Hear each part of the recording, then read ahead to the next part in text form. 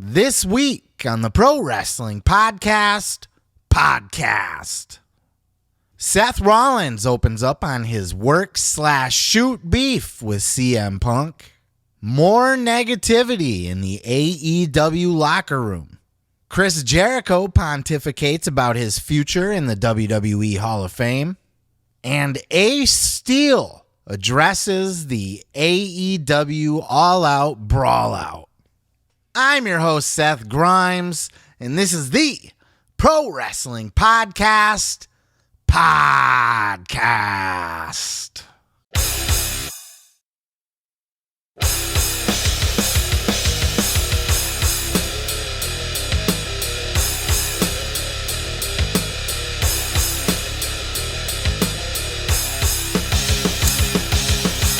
What the fuck is up, everybody?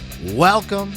Come on into another episode 96 of the Pro Wrestling Podcast.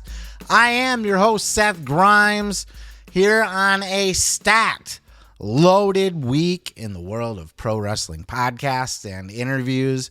A lot of fun, a lot of shit to get into, but before we do, if I could bug you, that old call to action that we do, hit that subscribe button down below. It would help me out greatly, and it lets you know anytime I post shit that you might be interested in watching. With all of that said, we got a lot to get into, so I'm going to not even waste your time with chit chat today. Let's go ahead and jump on into our first topic here. Well, ever since CM Punk made his triumphant return to the WWE at Survivor Series, he's seemingly been welcomed to the WWE locker room with open arms, both for a shoot in real life and for a work on TV. But one of those names who has not been so welcoming to CM Punk and looks like is going to be on a collision course to face CM Punk, probably at WrestleMania, right? Is our friend and yours, Mr. Seth freaking Rollins, the WWE World's Heavyweight Champion, was on the Sports Illustrated Media podcast this week, talking with a fellow by the name of Jimmy Traina, who is a wrestling fan and has had wrestling interviews in the past. But he's not afraid to ask the tough questions, and I respect that about this man. As he asked Seth Rollins the tough question, what about CM Punk? How do you feel about him being back? And what led to all of this heat? What is the beef between you and Punk? All was explained, or at least as much as Seth could get into or was comfortable getting into. Check out this clip. Everyone who's tuning in right now, they're waiting for me to ask you about CM Punk. Was your reaction a work or a shoot? Like I said, it was an extremely emotional moment for me. Everyone knows how I feel about CM Punk. I've not made it any more transparent over the past few years. Nothing has changed in that regard. And in that moment, I was extremely emotional, and you got a lot of a real raw emotion from me. Did you see Punk backstage after that? No, okay. I lost him. I waited for a while, and he was, I'm sure he was somewhere doing interviews or doing whatever, but I didn't see him. So if someone's listening and they maybe are not completely familiar with everything going on, tell me why you have such issues with him. A lot of it's personal. A lot of it's stuff that I don't really want to get into. But for the most part, I just think he's been really selfish when it comes to his perspective on the industry. I think he's been extremely self-serving, has played the martyr role to a T, and has, for someone who, when I met the guy, and look, I got a lot of good things to say about parts of my relationship with him. He helped me in places when he didn't have to, whether that was for his own good or not, I'm not entirely sure, but regardless, it helped me get where I needed to go and do the things I needed to do. And for a guy who, when I met him, kind of made it seem like he was all about giving back to the business. He really turned into a pretty selfish guy, and really wanted to take more from the industry. And look, he said some really bad things about me, talked down about me for years and the company for years. And said some, I mean, I'm talking some really bad stuff, called me like a bootlicker and crap like that. And like, you don't know me, you don't know me. You don't know what I stand for. I'm a loyal person. And I felt pretty insulted by a lot of the ways he treated me, treated the place that I worked for, treated friends that I worked with. Um, I don't need to get into any of the stuff with Colt Cabana. If you want to go and look at, that kind of stuff, that's out there. But yeah, I mean, just the way he treated people, the way I felt like he was only looking out for himself, and then the way he talked down about me and my friends and the people who were here putting the hard work in WWE, trying to make this thing as good as we possibly could because we love the industry. We truly love it. Not just what it can do for us, but we actually love it, want to give back to it, and want to make it the best it can possibly be. And I always just felt like he was a fraud in that sense, or at least turned into one at some point in the last decade. And so, yeah, that's the long of it. It's a deep rooted. I wouldn't call it a hatred, but a certain animosity. Yeah. There's animosity there, no doubt about it. So even though I do think that Seth is kind of playing up to it a little bit at this point, I do think there's certainly some real life heat, some real life beef, if you will, behind the scenes between Punk and Rollins, and everything that Rollins said has, he's justified in saying. There's some credibility there. Other people have said the same things in the past about CM Punk. These are not unfounded criticisms. And quite frankly, you could watch CM Punk in his words, in his actions over the last 10 years, and you could see that Rollins certainly has a point. Now, everybody, whether the hero or the villain, everybody, a good hero or villain, is justified in their actions, right? So even CM Punk, if he's burning the world down around him, to borrow a phrase from Seth Rollins, and he went scorched earth with the WWE all the way up until the day that he signed on the dotted line, essentially, to go back, he had made an enemy out of the WWE. It was certainly a talking point anyway, and he had said a lot of negative things. And he had said a lot of negative things about a lot of the wrestlers there. And he did call Seth Rollins a bootlicker. Maybe he called him a bootlegger too. I don't know what Rollins does in his free time. But CM Punk is out there talking a lot of trash. The shit that he said, go suck a blood-covered dick in Saudi to the Miz or whatever. I mean, Punk does not bite his tongue very often. He's got a way with words, does he not? And, he has not been shy about using them. So a lot of that is where a lot of the heat with a lot of these guys come from in WWE. I think another one who they kind of played up on a little bit at SmackDown with Kevin Owens. Kevin Owens, well known to be good friends with the Bucks, was in a faction with them called Rushmore. In Ring of Honor. So Punk's got a lot of beef, a lot of mending offenses that he needs to do in the WWE. And that's something that Seth Rollins also said in this interview, is that, look, he's up for making peace if that's an option. If that's on the table. If Punk can make peace, he wants to squash it, shake his hand, apologize or whatever, and start over. Rollins is open to doing that. I think Punk's kind of shit out of options at this point.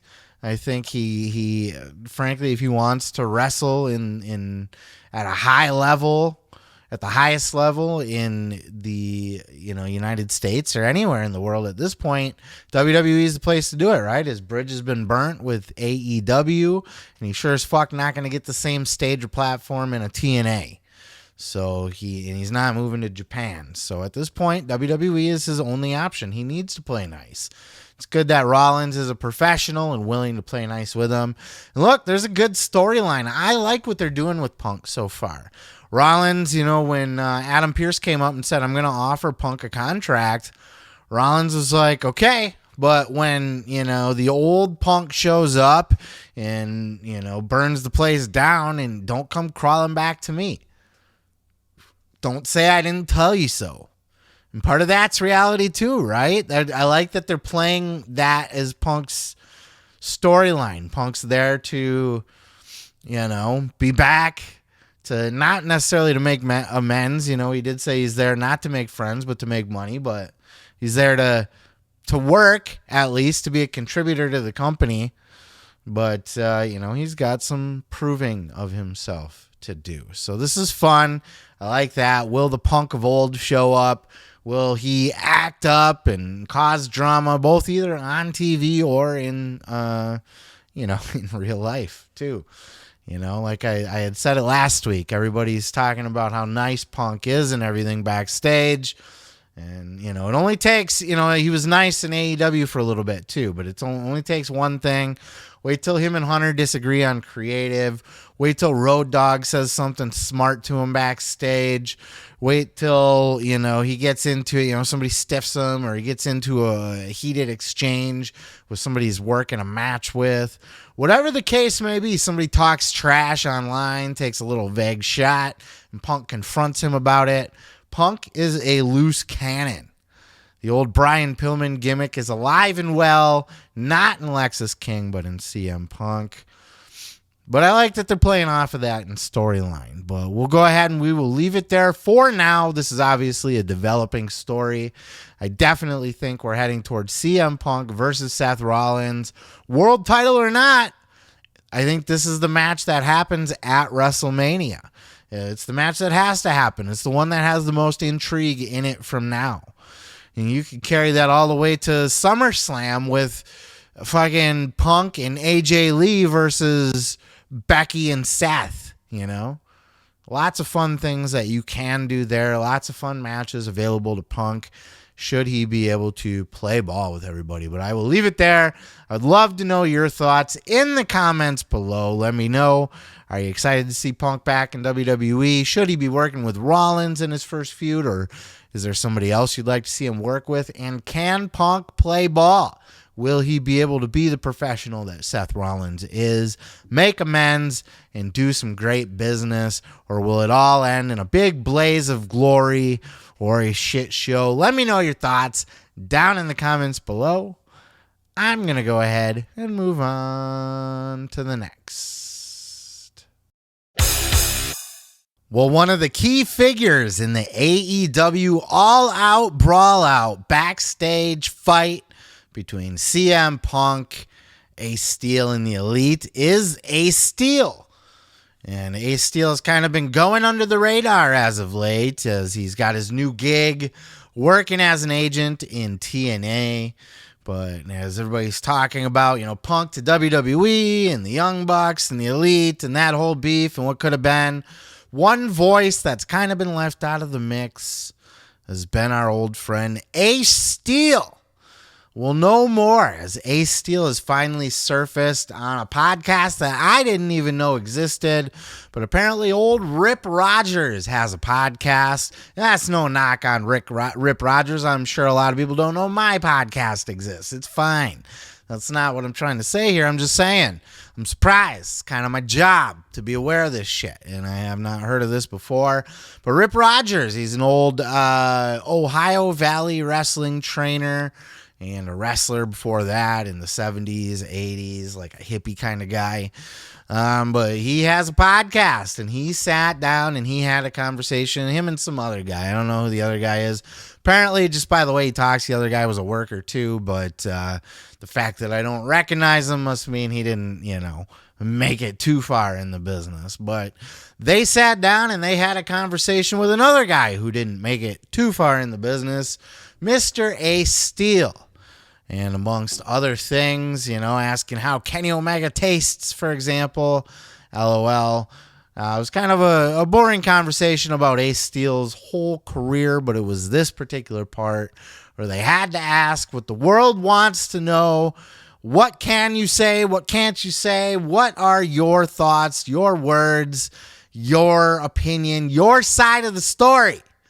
What happened at Brawl Out?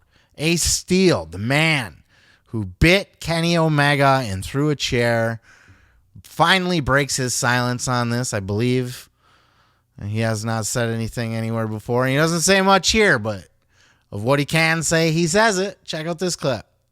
Of course, everybody's wanting to know about the AEW, the fight, the firing, how does Kenny Omega taste? You know, any kind of question you can think of is being asked. So I'm not sure what you're allowed to say or what you can or can't say, but any comments you can make on your run in AEW and how it ended with the backstage brawl, so to speak. Well, I worked with a lot of great people. Some great, some not so much. Family still exists in this business. There are things none of us can say and none of us will to, I think actually my wife's the only one could probably tell the story since she was there and maybe someday. As far as that goes, you don't fuck with family. You just don't. You just don't. And we came out just fine. And I have a great lawyer, Stephen P. New. Oh, really? He's the man. Let's just put that in the world. Wow. But Stephen P. New is he's a gem. He is for the wrestlers. He's for the boys. He's on the right side of the world. So I will give him all the praise in the world while I'm sitting here smiling. The reason people hate him or whatever is he's not about bullshit. And the guy doesn't take shit. And he doesn't take it lightly. And when you've had enough shit, you either explode or you take care of business yourself. And, and you defend yourself. People don't like him because he defends himself or, calls stuff out when it's not proper.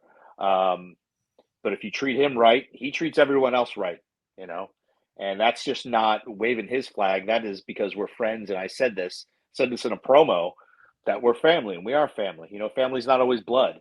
And that's something you find out when you get older, right? You can look at your family and even though you're blood, that doesn't mean they're the best people in the world. But a lot of the people I surround myself aren't blood that are my family.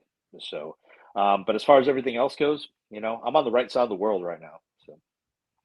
About all I can say about that. You might hear something. I'm sure it's a fucking dark side of the ring someday. I laughed at the time going, all this shit's going to be a dark side of the ring someday. Someone's going to want to know. Okay, let me try to ask it this way. There was so much shit out there, so many rumors. Is any of the story that you've seen out there, can you say, is it kind of true, mostly true? You've seen so much shit that's not true. I've seen a lot of shit that's not true, and I've seen a lot of stuff. I can tell you this: go listen to Jimmy Cornette. Find Jimmy Cornette. Find what Stephen P. New had to say. They somehow, and I'm not saying. And again, I didn't talk to either one of these guys at the time. In fact, Cornette. I mean, they just somehow know. They knew someone either told them or they just figured it the fuck out. But it's not hard. How back in Harley's day, I come from a generation, not that I am not a badass, but I come from a generation of you handle things yourself. Again, we were around Harley race. You gentlemen, you go to the same age as me, hey, let's go handle it. Let's not talk. I won't talk shit on you. I'll talk to you face to face. Yeah. I get it. Yeah, man. Yeah. So I just never saw the Stephen P. New swerve come into this, Rip. I don't know about you, but. Indeed, you do not fuck with family. I get exactly where he's coming from, and the man just jumped in and did what he felt he had to do in that situation. Now, of course, nobody will ever really know for sure exactly what happened in that moment, as all of those guys do seem like they are pretty much bound to some sort of, hush agreement of some kind. Because even Ace Steel's like, I can't really get into much, but you don't fuck with family. And apparently his wife did not sign a non-disclosure agreement, so she can throw her 2 cents in if she likes. But he did basically say, for those who listen to Jim Cornette or Stephen P. New, you basically get the exact story, that they somehow, some way, wink, wink, seem to know exactly what happened. Well, if you're listening to this, I assume you listen to a lot of Cornette, and you've probably heard Cornette and Brian Last opine on what might have happened, though their perspective may be slightly tilted in Punk's direction, no? But either way, we've heard their opinions, and honestly, I could not isolate any, they talk about it too much to isolate any one story. Stephen P. New, on the other hand, Stephen P. New. I'm sure his content out there on the internet's a lot more slim than Cornette's. So I went out and I searched for him talking about this as a lawyer, and as Ace Steel's self-admitted lawyer in this case, Stephen P. New might have some wise thoughts or outlooks on what exactly did happen at Brawl Out. So to kind of just back Ace Steel's comments about Jim Cornette and Stephen P. New's public comments about the situation is basically exactly what happened, though he can't say it himself. I give you Stephen P. New. Now, this was from a year ago, and I apologize I was not able to catch this a year ago where it probably would have been more relevant, but at least it supports what Ace Steel was talking about here and does kind of give that perspective on what exactly happened at Brawl Out, according to the legal man himself, Stephen P. New. That ties into where Ace Steel was. So Mrs. Ace Steel and CM Punk and Larry the Dog in CM Punk's dressing room. Mega, Perec, Kenny Omega, the Bucks go down the hall. Things start happening. Cutler, Christopher Daniels run down the hall. Pat Buck and Ace Steel join quickly. And all of them are there at that point. So the initial start, back to your question about is the door kicked in, what's the tenor, what's being said, all of that, I think, is crucial to how this is received. If the Bucks and Omega and Mega Perec walk in the door and go, Punk, we'd like to have a word with you about the scrum, and he stands up and starts, motherfucker, I'm blah, blah, blah, blah, blah, then I think that takes it another, place altogether. But then we know what happens. Someone gets hit with a chair.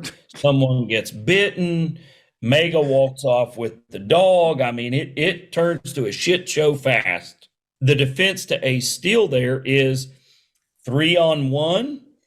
Well, and if Punk's able to use a level of force equal to 3-on-1, jumping him, Ace Steel's best defense is defense of others. Hey, I was coming to the aid of a friend who was being jumped 3-on-1. And, that really, there's a lot of interesting legal concepts going on here for all of these people involved. But defense of others for Ace Steel just came to my mind, along with something like the Castle Doctrine or Stand Your Ground. We're going to cosplay. You are CM Punk, Phil Brooks' lawyer. I think if it's me advising Punk. Yes.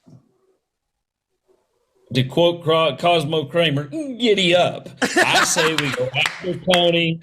We air all of this out. We make a jury make credibility determinations on the Young Bucks and Omega. And we put Hangman Page on the stand and Colt Cabana on the stand and Mega Perec on the stand.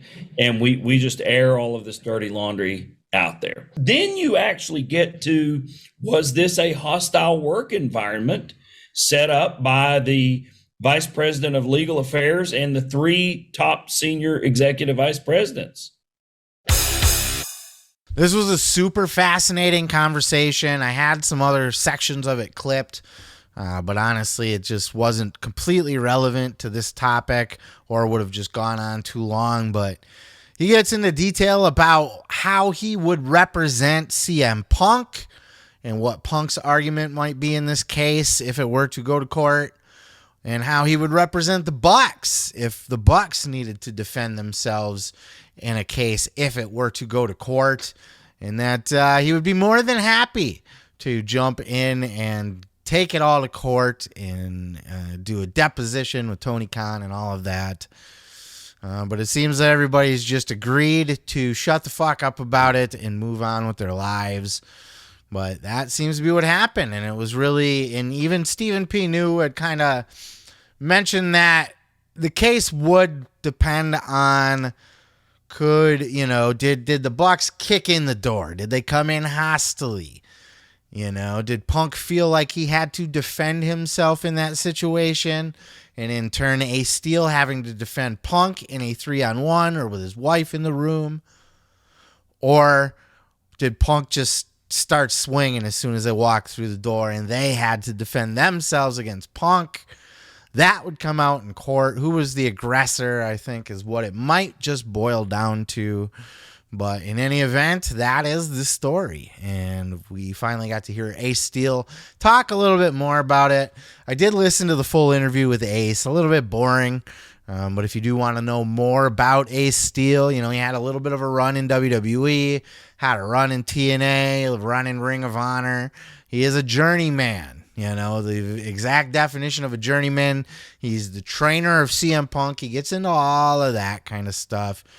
And boy, does he sound like Punk, too. They must be from the exact same area. I believe Ace is from Chicago. Boy, does he talk like it. His even just his, I don't know if mannerisms is the right word, but just his tone, the way he talks, and even like the attitude to the way he talks. Like if something's fucking stupid, like it's Punk would brashly, just flippantly, without even really giving it a second thought, would just say, and it was fucking stupid. And that was kind of the same kind of way about that Ace Steel carried himself. They're two peas in a pod. I can see why they're buddy boys. They sound like the same person to me. But I definitely think, if you're going to go out of your way to listen to anything that I played you here, listen to that full Stephen P. New interview. If you did not get to back in a year ago when it dropped, it didn't seem to make much news. It slipped under my radar, which I should be admonished for because it's my job to catch everything. But alas, I'm only human, and I cannot possibly listen to all 730,000 pro wrestling podcasts that exist. But I do my best. But at least I was able to add it here for context and kind of give the full perspective. So at this point, I think that's where this is going to lay. Now, Steele also kind of joked there that this will probably all be a Dark Side of the Ring episode at some point. Somehow, some way, somewhere over time, this will come up. I think this will find a legacy, not quite as remembered as the Montreal Screwjob. But I think this is one that, 20, 30 years from now, it's still going to get mentioned and it's still going to get speculated on and it's still going to be talked about in podcasts. It's going to be something that none of these guys are ever going to be able to fully escape from. I think it probably lies somewhere in the middle. The Young Bucks aren't exactly the most aggressive people in the world. Neither is Kenny Omega. So I can't imagine they just kicked in the door and came in all aggressive, like, why are you talking shit about us, bro? But I think maybe, they had a little bit of a tone that Punk didn't like and got punched in the face for it. That's my guess. And then they had to either feel like they had to defend themselves from Punk's attack or retaliate against Punk's attack. Ace Steel was able to observe this with his wife in the room and thought that he needed to get involved. And thus, all hell broke loose. And it was a wild melee that will be talked about for years to come. But it was fun to add Ace's context to this and just get his side of the story. I'm sure he's spoken to somebody somewhere since Brawl out, but, you don't really see a lot of Ace Steel on anybody's podcast or doing interviews much or anything. So thought this would be a fun one to share with you guys, but I would love to know your thoughts. Did you watch it? Do you think he sounds and acts, talks like Punk? Two peas in a pod. Whose side are you on? And as time goes on, has it changed? Were you maybe on the side of the Bucks when it initially happened, and now that time's gone on and more information has come out, you are not so sure? Or the other way around, you're on Punk's side and now you're not so sure about Punk. Either way, anyway, I'd love to know your thoughts in the comments below. And just, you know, if you were there, would you bite Kenny Omega? I'd probably bite Kenny Omega. I'd bite his ass cheek. With so much drama in the AEW, it's kind of hard being Mr. Tony Khan. But he's doing his best, trying to hold it together as his entire house falls down around him. Or at least that's what the internet would have you think about All Elite Wrestling. The once mighty challenger brand, the strong number 2 that came in to give an alternative to Vince McMahon's bullshit-fueled 3-hour nightmare of a fucking marathon to get through. An embarrassment of wrestling. AEW was that alternative that gave the WWE a kickstart. But now Vince McMahon's gone. And Triple H took over, and WWE has been kickstarted. And they are running on all cylinders. And now the once pretty, the once attractive other girl, if you will, the mistress AEW of all the wrestling fans, the WWE wrestling fans, isn't as pretty anymore. Right? The old wife, she lost a few pounds, got a makeover, got her hair did, got a new outfit. She's looking good. She's looking good. Maybe you don't need that mistress anymore. But is all falling apart for AEW? Is AEW failing? Or is it all just a bunch of internet blah, blah, blah? Well, for more on this, and one of the reasons that AEW is getting a lot of negativity from the locker room itself, we're going to listen to this clip here from Mr. Sean Ross Sapp over at Fightful on his show, The Hump. Then after that, we're going to dip into another reason why everybody's upset in the AEW locker room from Meltzer and Alvarez at the Wrestling Observer. Check out these 2 clips and we will catch you on the back end to talk about both. So, Jimmy, the thumbnail for this show is "The Sky Is Not Falling." I mean, this is one of the more exhausting things about social media, whether it be whatever platform, outside of, the psychopaths that we see on there. But it is, first off, just the constant sky is falling, and even the celebration, hypothetically, if that were a thing, whether it be WWE, AEW, TNA, anything. It's I've never understood it. I mean, I'm critical of the product when they deserve it, just like I'm critical of WWE when they deserve it.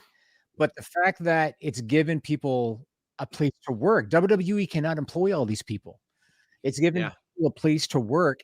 And not only that, are you going to tell me that the fact that WWE has improved over the last, say, 18 months creatively is a complete coincidence and has nothing to do with the fact that they have competition? Of course. Well, I don't understand this whole, I just don't get it. I don't understand why you'd want a company to die when they're providing for people. There does seem to be this negative perception ongoing with them right now. And there have been reports of pouring around the locker room.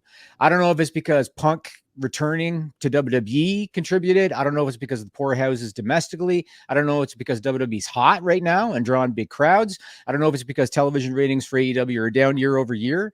What are you hearing with respect to just a negative perception surrounding AEW and the locker room? Around the locker room, it's kind of trended that way for a while, but I mean, to say that it's unanimous would not be accurate. It's never going to be unanimous. There's always going to be people that are happy and unhappy with what they do. But the houses have been something that talent, they echo many of the same sentiments online. They're like, why aren't we running smaller buildings? Well, they booked the buildings out way, way far in advance. It's like, well, they ran Greensboro on 3 or 4 months notice. So why can't you adjust with some of that? Well, you got deposits down on buildings. You can't switch that. AEW is happy to run bigger buildings in case they get hot, have the nicer amenities, have television production. AEW is still running at a fraction of which WWE does. WWE is such a well-oiled machine beyond anything. Yeah. AEW still going through growing pains and the like, but I have said the same thing for a long time. I would run smaller buildings. I would greatly decrease the ticket price to the point to where people who can't afford to go can now afford to go, and they can take their whole family. But as you just alluded to, there are glaring issues that need to be fixed. And quite honestly, Sean, this shit has existed for so long. I can't believe they haven't fixed them yet. So what happened with Kevin Sullivan? He was let go today. Mike Mansouri made the call. And, you know, I mean, yeah, there's a lot of people that were not happy about this today, which is also one of the reasons I think why there's a lot of, you know, again, all day hearing negativity and is because of this one, because he's been there from the start. And there's this feeling that the company is changing, which it always is, and it has to. You know, you're always going to change, but the feeling that it's changed and it's become something that it wasn't. And well, that's true. And this is another sign of the idea that they took a guy from WWE and replaced their. You know, I can't even say replaced because they were two different jobs. You know, I mean, like Mike Mansouri is the head of the production at the shows, and Kevin Sullivan is the head of the post production. But you know, the idea that that they brought in a guy from WWE and put him above the guy that they had, you know, who had the ability to get rid of the guy. So that was, you know, for people who had been there from the start. You know, I could see where that, you know, it's another thing of, oh, they're, you know, WWE guys taking the place of people who were here from the start. And, you know, it's funny, the angle with the originals, with the women's angle with the originals and the you know, the people who came from WWE, it's almost like that angle in a weird way is almost like a description of the, you know, some of the things going on in the company itself. As far as like certain feelings and things like that, where you have people who had, you know, been there from the start and now aren't getting a lot of TV time, and other people are. But with that roster that they have, I mean, one of the things with the talent, with the amount of people they have on that roster, they're never going to keep people happy with that many people who are talented, and even with 5 hours a week of television. You're just never going to be able to do it because there's so many people who want TV time and, you know, think that they can contribute and get very frustrated, and then get frustrated at the people who get the TV time. You know, and rightly so, because some of them have delivered in the past and haven't gotten a lot of TV time of late. I get the bringing in all the ex-WWE guys is a problem. And that was a big criticism of WCW at the time when they were around. And that was a big criticism of TNA when TNA started to stink up the joint. It's when they started replacing all of their top homegrown stars with all of the washed up WWE talent. And that is a problem. You can't just outright replace your talent with WWE stars. You have to put them in the mix, and you have to be selectively... You kind of gotta put them in the right spots, so to speak. I don't think it's inherently a problem to have ex-WWE guys on your roster, because look, they're independent contractors. They are able to move around and work different places. You know, you don't want this guy painting your house because he painted your neighbor's house. Well, fuck, you know. But at the same time, you know, it definitely gives the impression that they're more valuable or more important. But in a lot of ways, they are. Think about, you know, I just watched the Cultaholic, I believe, has the YouTube channel, just did a fantastic video on the golden years of the WWF. and really went into great detail. I mean, we've heard this story a million times, but he did a particularly good job. Shout outs to him. Going into great detail about, each individual acquisition of the territories that Vince McMahon did. And, either the territory itself or just purging its top stars.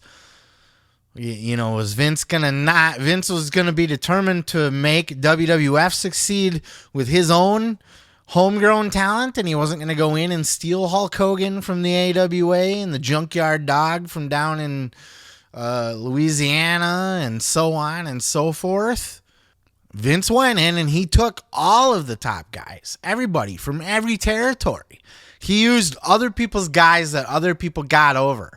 Hulk Hogan was over in the AWA. Nobody had ever really seen him in WWE.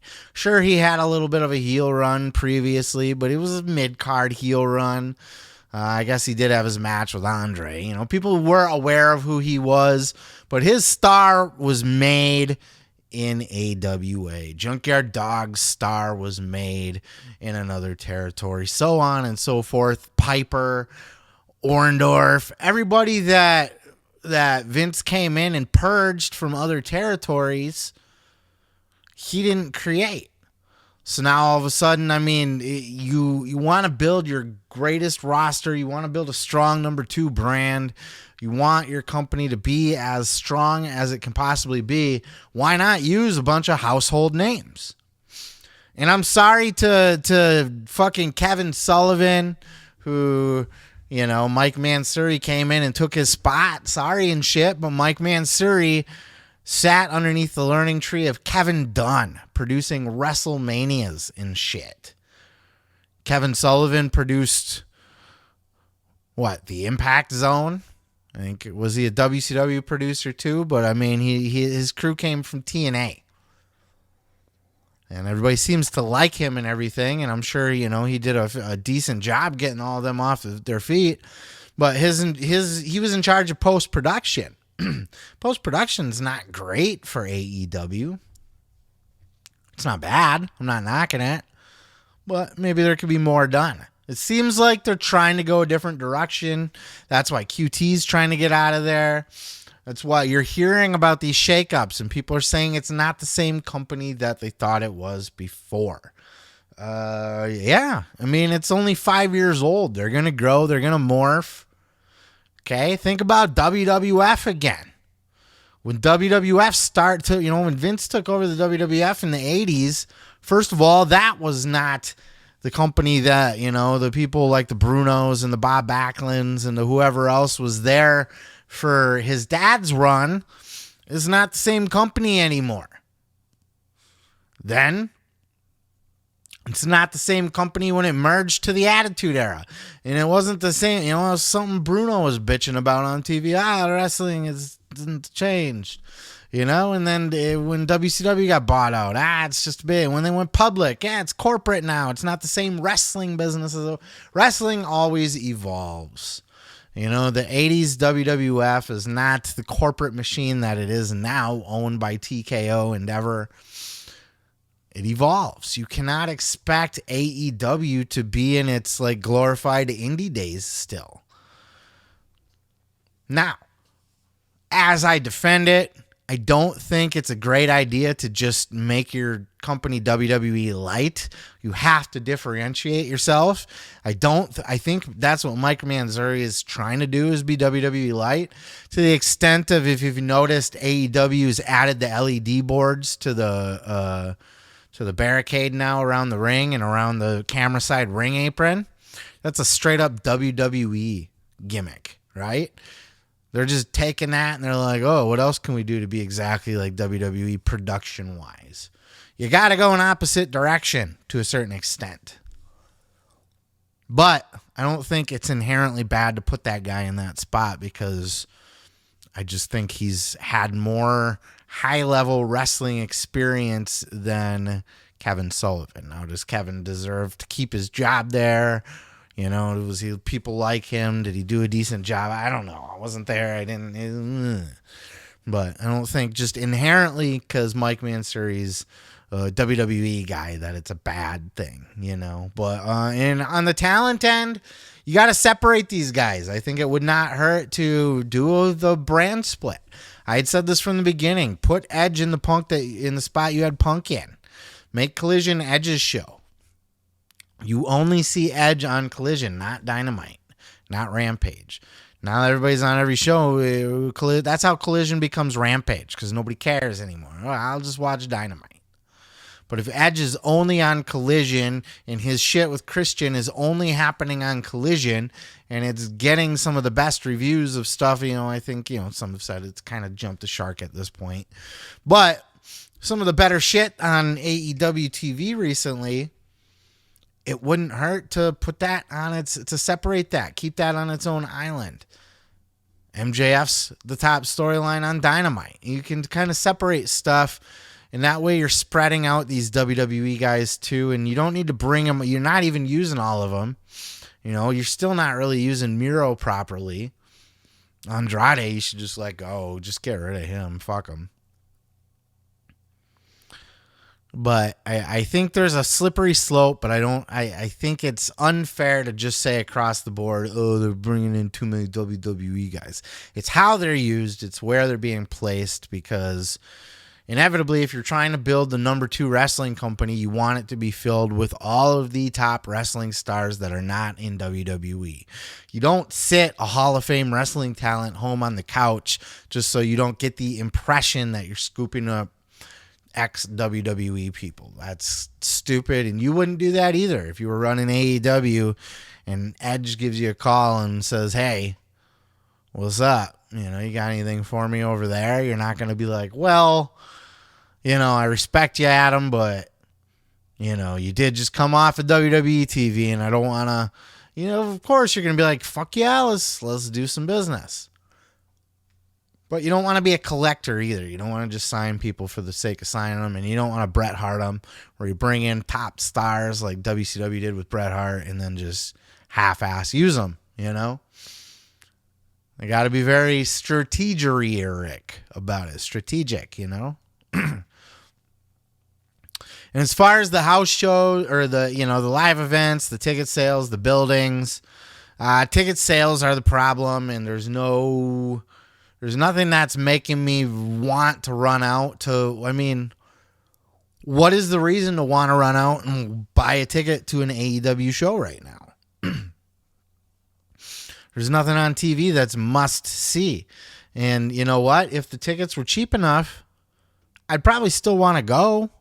Like, I would still, okay, I'll go check that out. You know, tickets are cheap enough where it's, you know, it's something to do for the night. If it's equivalent to going to a movie or something. But the fact is it's not. Especially if you're going to bring, you know, me, I'm going to bring my kids or something. You know, parking, travel, food while you're there. I mean, it's a nightmare. You're easily spending, if I were to bring my kids, it's a $150 to a $200 night or more just to sit up in the nosebleeds. It's not even like a decent seat or anything. So it's a problem. It's a problem. I think WWE is the much hotter ticket. I would absolutely go to WWE right now. The promotion too, they suck at promotion. They got a lot of problems. There is a lot of bad going on in AEW right now. They need to get their shit together.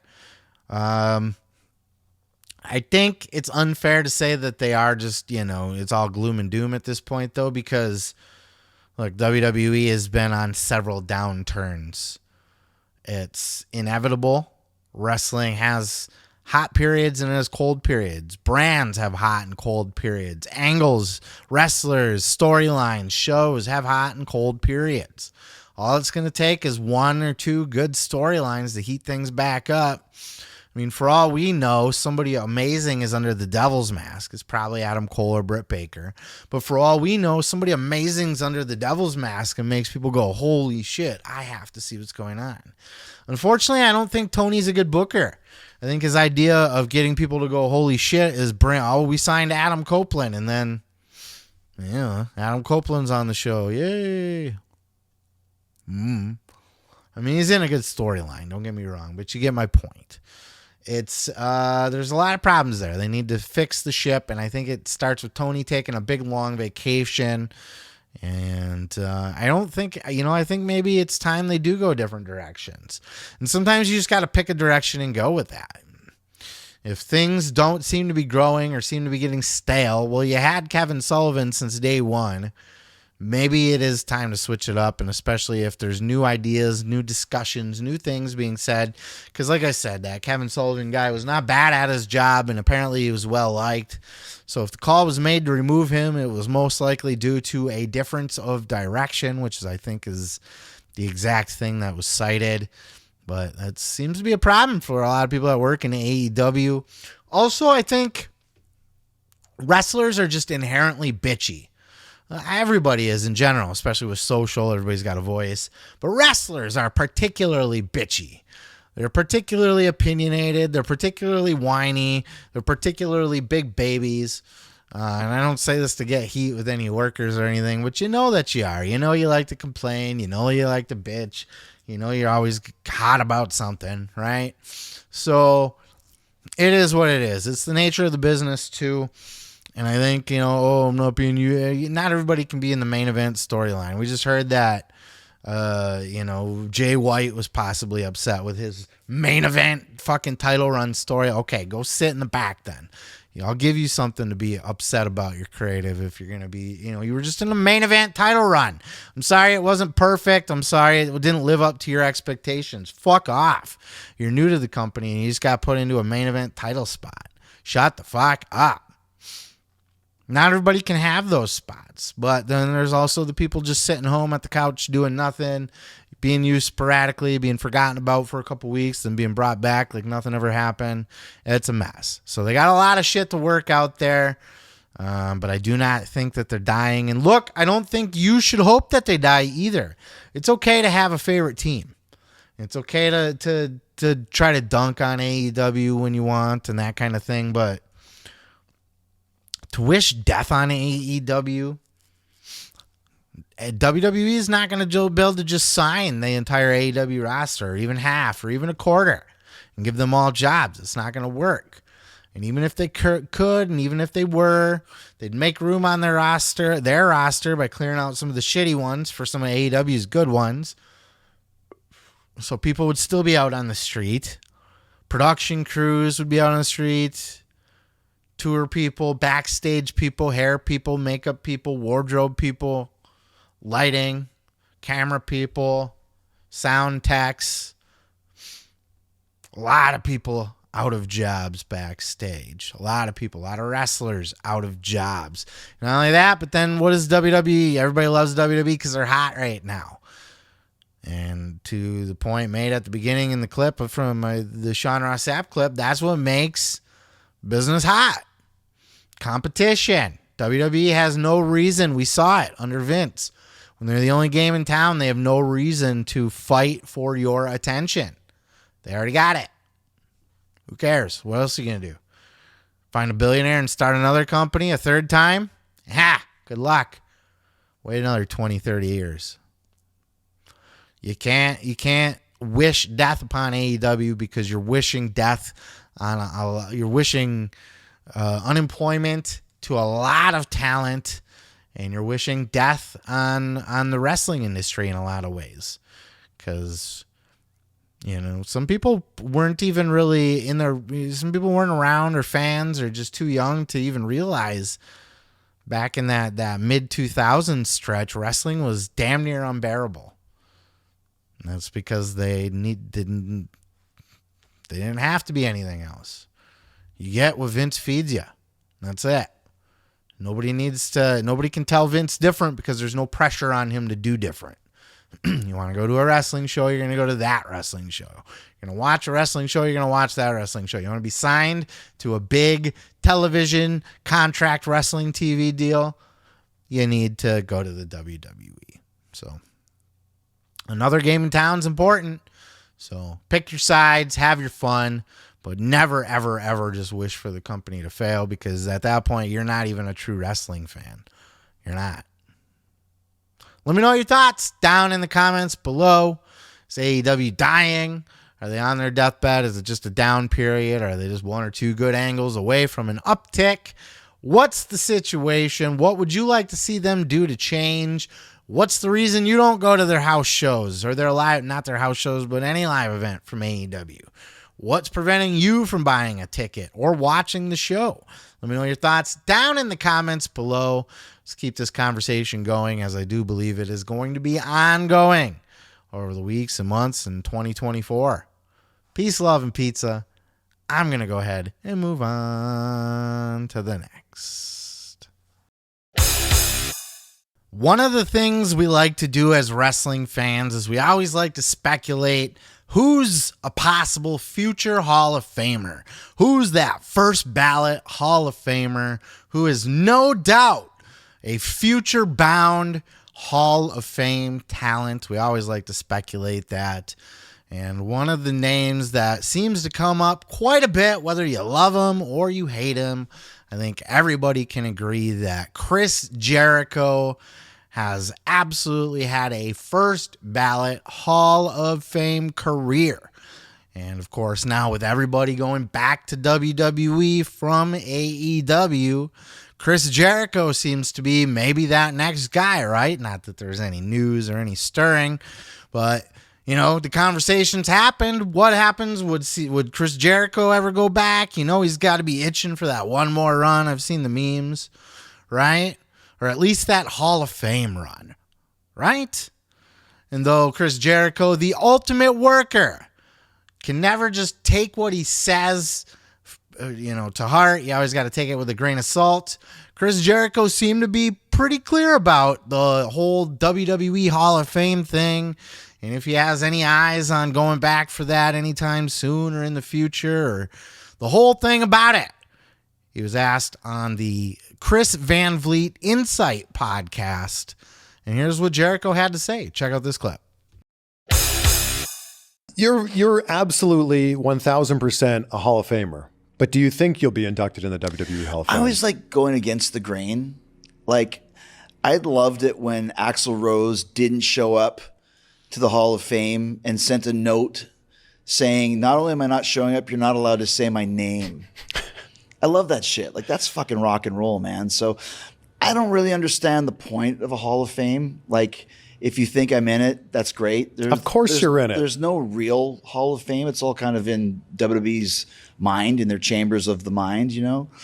And, I mean, it's does it really matter if I'm in it or not? Like, I go up there and give some approved speech where you have 5 minutes to fucking encapsulate 33 years. It's like, because I was at the Hall of Fames when you had like Hillbilly Jim talking for 45 minutes. You're like, fucking hell, dude. You were on Sunday Night's Main Event once. You don't have a lot to say. Enough. And nothing against Hillbilly Jim. He's a cool guy and he deserves to be in the Hall of Fame. Remember when they wrapped up Mr. T in the same way? I mean, dude, they had Blackjack Lanza, and then you get the freaking Undertaker and he gets 15 minutes. Like, I'm not, I don't know, I'm not interested in that at this point. And like I said, it's not a disrespectful thing. It's just like, I don't really see the benefits of it. And I kind of like doing opposite things. I have no doubt in my mind that Chris Jericho will someday go back for the Hall of Fame. I think I don't know if full of shit is the right answer, but I think he's working a little bit. I'm sure it means something to him. Now, if anybody ever was going to do the Rock and Roll Hall of Fame Axl Rose gimmick or something like that, if somebody was ever going to make a spectacle or a show of themselves over the Hall of Fame, in some regard to that effect of no showing or declining or whatever, it would probably be Chris Jericho. You just heard him say it. He likes that kind of stuff. But I think ultimately he's also got a huge ego, and I think he wants to have that glory. He wants to sit up there, but he had a lot of good points. What am I going to sit up there? Stuff I'd never even thought about, because I always look at it from the glory perspective, right? And everybody wants that cap on their career, that acknowledgement, that recognition. I am a Hall of Famer. At the same time, it is the WWE Hall of Fame, right? The WWE Hall of Fame is a little bit of a gimmick. Coco Beware's in there. No offense to Coco, Drew fucking Carey's in there. Celebrity Wing, I get it, but you get the point. It's a bit of a gimmick. On the other hand, what are you going to Cauliflower Alley Club or the Observer Hall of Fame? I'm sure, that's a good pat on the back, but it's not like, they take place in some little fucking banquet hall in a fucking hotel or something. You know what I mean? It's not grandiose. It's an honor. It's a plaque. It's something to add to your resume, but it's not like, holy crap, this is an amazing a glorious cap to my career.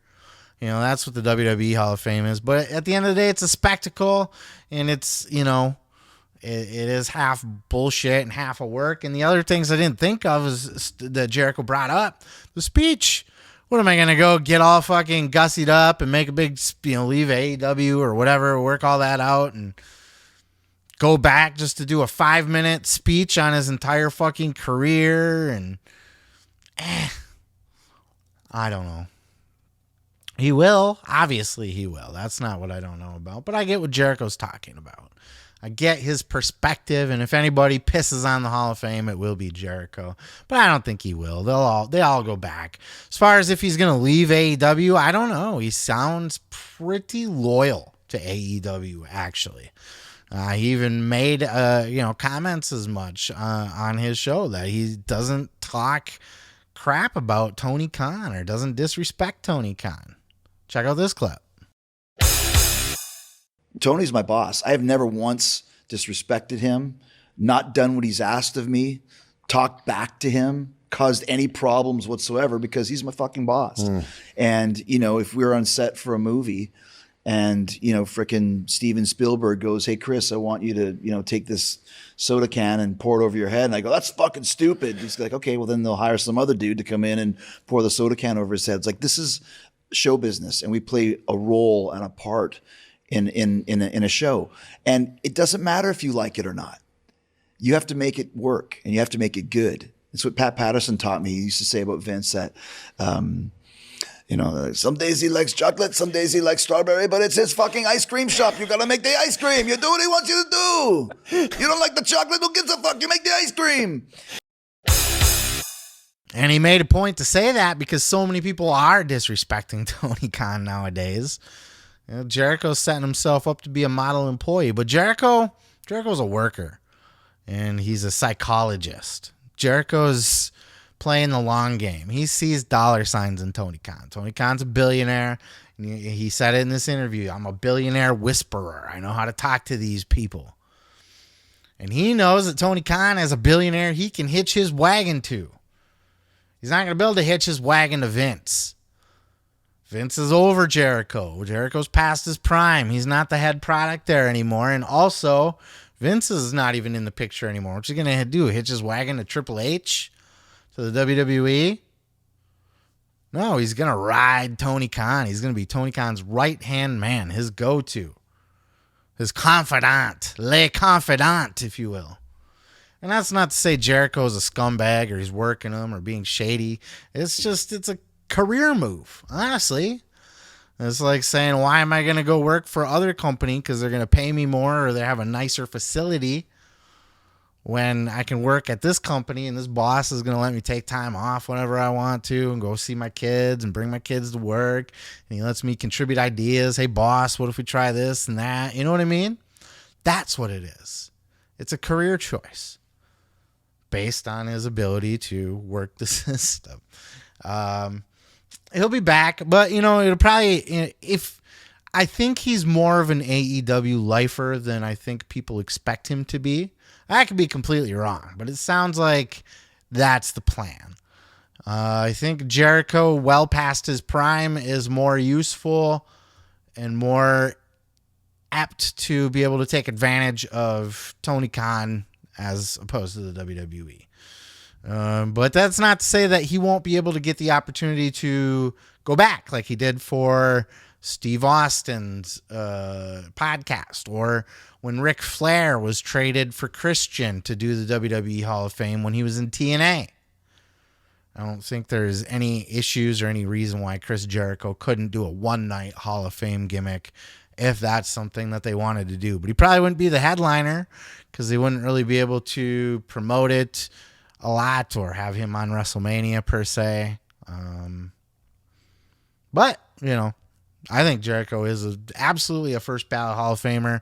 I think it's pretty much inarguable. If he's not a Hall of Famer, what the fuck is a Hall of Famer, honestly? But let me know your thoughts down in the comments below. What did you think of Chris's comments, both on the WWE Hall of Fame and working with Tony Khan, for Tony Khan? Think Jericho's a worker? Do you think he's full of shit? Do you think he's being honest? Do you think that this is kind of the career path going forward for Jericho? Or do you think it's all a bunch of BS, brother? Everybody goes back to WWE eventually, do they not? Will Jericho? Perhaps. Who knows? Time will tell. But for now, just let me know your thoughts in those comments below. I'm going to go ahead and move on to the next. More cuts were made in WWE this week. More adjustments being made as the new owners are now kicking their feet up on the coffee table and leaning back and really making themselves at home in the world of the WWE and digging into their records, digging into the financials. They came across a little old thing that's been known in the history of professional wrestling as house shows. And of course, in the modern era where TV rights are everything and merchandising and licensing and sponsorships and all of that, the old house show ticket sales really aren't that big of a deal anymore. And in fact, are honestly sometimes even losing money for the WWE. So the top brass over at the TKO company has made the decision that they are going to do away with house shows in certain markets. Not all the markets, but in some of these smaller markets where they're getting the smaller houses. If you go online and you look around at some house show pictures, you will see house shows that look like indie shows. A little bit more production value, but you'll really be shocked at the building size, the crowd size. There are indie shows that are that size. So it's some of these shows just aren't really worth it anymore. And for more on this information, of course, this being a business discussion, a business conversation, a business decision made by the higher-ups in TKO, what better clip to play than of our boy Eric Bischoff over at the Strictly Business podcast? Check out this clip. Mark Shapiro, who's the president of TKO, was speaking this week, and he dropped a lot of notes, and this was the first one that I want to hit on. And I'm going to read the quote in full, and then we can break it down. He says, quote, WWE has over 300 events a year with 170 televised. There's probably, while all those other superstar events, there's a reason to have them because it's good for the brand. We're building the audience. We're putting them on C&D counties, so we're really stretching the brand and amassing a greater array of eyeballs for all demos. It's good for our long-term growth. From a margin perspective, they are dilutive. They are probably opportunities as we go through our efficiencies and synergies to cut back those non-televised events, which will, of course, push our margin up. We're going through that exercise now. This comes on the back end, Eric, of WWE making some more staff layoffs this week. Including Let's take it one at a time, John. I'm just saying, they made some staff layoffs this week. Mackenzie Mitchell, who was an NXT talent on air, let go. So we're seeing the cutbacks in real time. Live events being cut back on. It's an interesting strategy from a financial perspective. What are your opinions on that? It's why I often don't pay attention to these, public announcements or comments or even, the Wall Street stuff that happens once a quarter or whenever it is. It's just such nonsense. And that was like a whole bunch of verbiage. For those of you that read Dave Meltzer's dirt sheet, that means words. It's just a whole bunch of gaga basically saying we're losing money in small markets. So we're not going to go there anymore to save money. That's it. Mm-hmm. That's all it means. It doesn't mean anything else. You don't have to be a Harvard business grad to react to something like that. They're losing money in small markets. It doesn't make any sense anymore. They're growing in other markets. So put your resources behind your growth and quit spending money doing things that don't make money. Fuck. If I was running a Kool-Aid stand, that would be the same thing. Simple. Good for them. I did the same thing in WCW. Well, that's what I was going to ask you about. So cutting down on some of these small markets, there's going to be an upside financially for you on it, but there is also a downside for those fans who, I'll use Bangor, Maine as an example. Bangor was a spot that WWE for decades would hit, and those people don't ever get TV events. So their 5,000 fans would come out and pack that arena, and they'd get their one show a year where they got to see the superstars up close in person. They're going to be losing out on that experience now.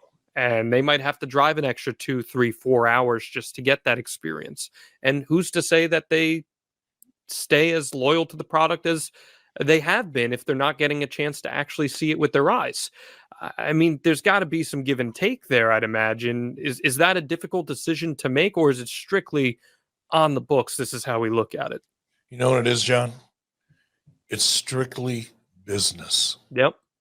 How about that? That's good. No, I mean, it is. Look, this isn't a public service. This isn't a 501c3 company. They've got stock. They've got shareholders. They've got to answer to those shareholders. They have to make the decisions that are most efficient, most profitable for the company. Period. That is their fiduciary responsibility. Google that shit if you don't know what I'm talking about. I agree 100%. Why waste money on shows that aren't going to make you money? It's just so these fans don't have to drive an extra 2 to 4 hours. They're going to stop watching wrestling altogether because you can't come to their hometown. Look, sometimes that's part of the fun. Making the road trip, getting the hotel room, hanging out with the buddies, stopping at the gas stations, the truck stop restaurants. It's part of the fun. More expensive. Maybe you can't do it as often, but look, even where I'm at now, I will skip the show that comes to my hometown and drive a couple hours to the show in a bigger city because it's a bigger show. I mean, it just is what it is. You're not putting on a charity out there. And as fun as it is to go and hit all these little towns, it just doesn't make financial sense. Now, it is good for the reps, too. And I don't know if that's something that the TKO people are taking into consideration that they know about. That's going to be one of those things, for example, and there's going to be many of them. I think this might just be one of the first potential. But we're going to run into situations where TKO just doesn't understand the wrestling business. It's not going to understand that people need reps. And sometimes the only way to get better is to go out and work in front of live crowds. Now, this may not be as big of a problem for the main roster people, but what about the NXT crowds? What if TKO looks at them and says, oh, your little coconut loops and all your little tiny little house shows that you're doing aren't really you're losing money on all these NXT shows. Well, sir, with all due respect, all these fucking people are green and they need experience.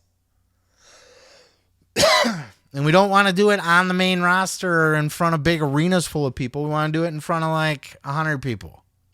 These are the things that they need to take into consideration, things that they need to learn about the wrestling business. Overall, this is not a big deal. It's a smart move, but that is just potentially one of those problems that they're going to have to eventually address, or at least, be aware of when they're making these kind of decisions. But interesting. It's not going to hurt me at all. I live near enough to bigger cities where I think, WWE is always going to come to my area. AEW is always going to come to my area. And I will continue to go and support them when I can, how I can, where I can, because I want them to keep coming. But unfortunately for some of these towns, that train ain't coming no more. Shut that shit down. It sucks, but it is what it is. Let me know your thoughts if you have any down in the comments below. I'm going to go ahead and move on to the next. Well, it wouldn't be the wrestling business if there wasn't some kind of controversy somewhere, somebody being controversial. Obviously, we've seen a lot of that lately with the locker room dramas and that kind of thing. But it's been a minute since we've seen it in a match. And one of the matches that's getting a lot of talk online for a lot of good reasons and a lot of bad reasons, depending on your take, is the big Texas death match between Swerve Strickland and Hangman Adam Page. That happened a couple weeks ago on pay-per-view. A brutal, violent match. But it wasn't necessarily the barbed wire or the staples or the fisticuffs or even the hanging with the chain that made it the brutal match that everybody's talking about it being.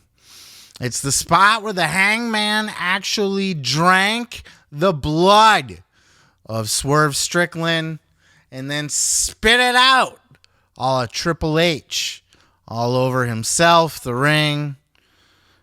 Fucking violent, brutal, controversial. People didn't like it. Weird.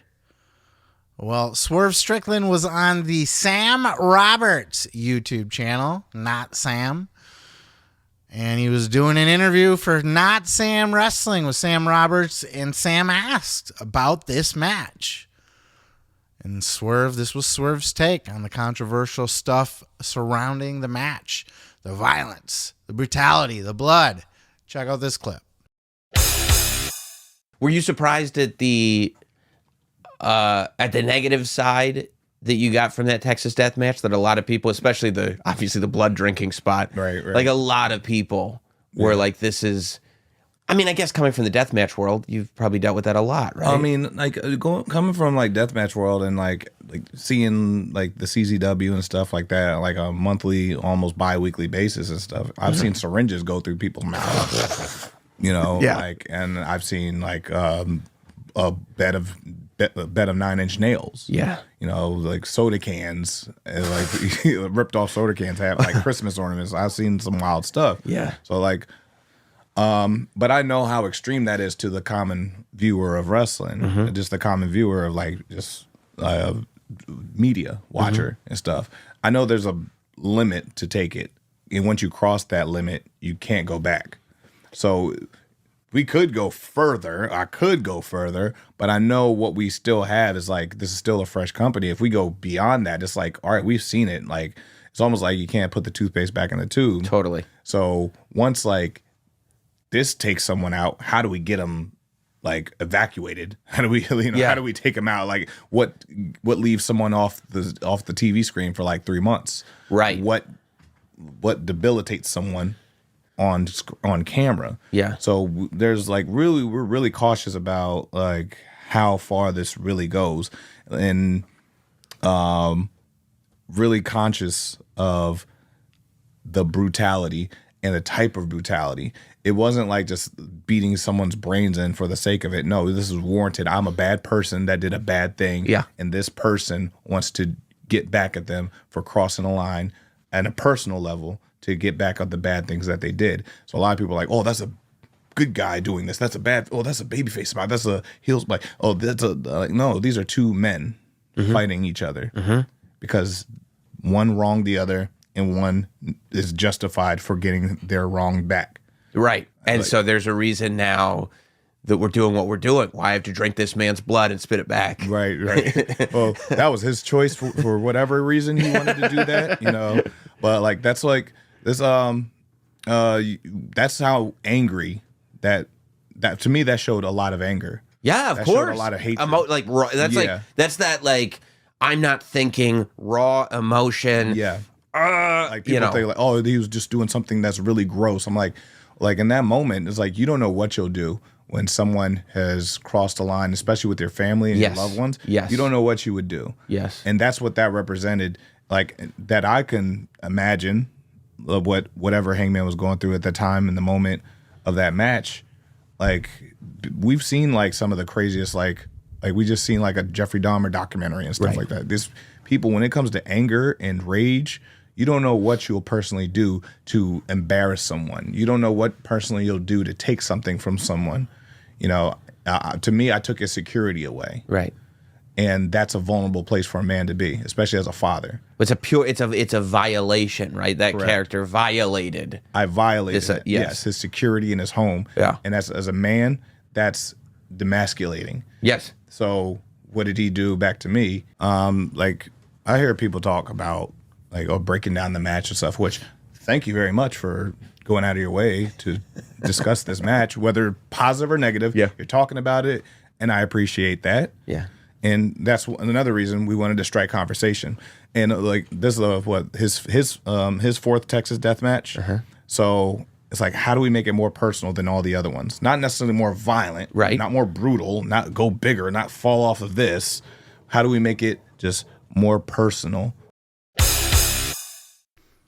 I think at the end of the day, wrestling needs to be thought of as art, because that's exactly what it is. It is art. You are literally painting art with your body on a literal canvas, as Freddie Prinze Jr. always likes to point out. That's what it is in hardcore death matches, Texas death matches, bloody, violent messes like that. The brutality, it's art at the end of the day. It's art that these guys are trying to tell.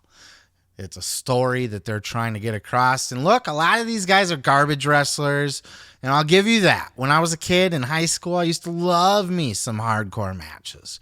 That was my jam because I was a kid in high school. As I got older and I realized these guys are making like $10, $20, $30, $40, $50 to take these bumps on indie shows and nearly die and bleed all over the place, and they were just doing it to do it. Like, what's the appeal? But every once in a while, you get shit like, say, the Mick Foley Edge one at WrestleMania 22. One of my favorite hardcore matches of all time ever. The flaming table, the barbed wire spot. It was fantastic. They did another one not too long after where it was Foley and Edge versus Tommy Dreamer and Terry Funk. That was a fucking great one, too. Great stuff. And this one, I actually really did like it. It was a bit, look, the blood spot, it's gross. I'm not going to get offended. What am I going to get offended? Oh, he drank blood and spit it. I'm so offended. Shut the fuck up. Who cares? It's gross, though, right? Ew. You know, I'm not even that worried about bloodborne pathogens as much. You know, hopefully these guys are tested or whatnot. But it's just icky to me. The whole thing's icky, plus the sweat and just, bleh. If I was Hangman, I would have puked. Would have been spitting out my puke. My puke. He's gotta puke. But to each his own. I mean, this was a fantastic match still, and they told a great story. And that was what Swerve was trying to get across here. The reason that it came to this, Swerve was literally in the man's house. Say what you want about that kind of storyline or whatever, but he was standing over his kid's crib.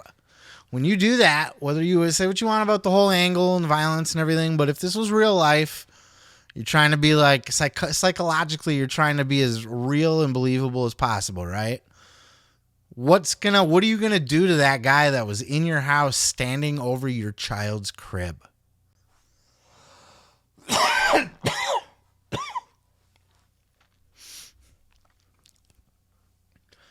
You're going to brutalize him. You'd bite that fucker's face off if you had the chance to. Because he put hands on your kid's crib when he knew you were gone at work, out of town. He was there. Just to show you he could. I don't murder that motherfucker. I will rip his arms off and beat him with them. So yes, in the heat of the battle, maybe it's still gross, probably uncalled for, but I get it. It's that they were expressing that savagery beyond reason at that point. You know, the man, the conscious, everything's gone. It's just the animal instinct to destroy, the savagery, the brutality, the warrior instinct to fight and go on, to murder. Right?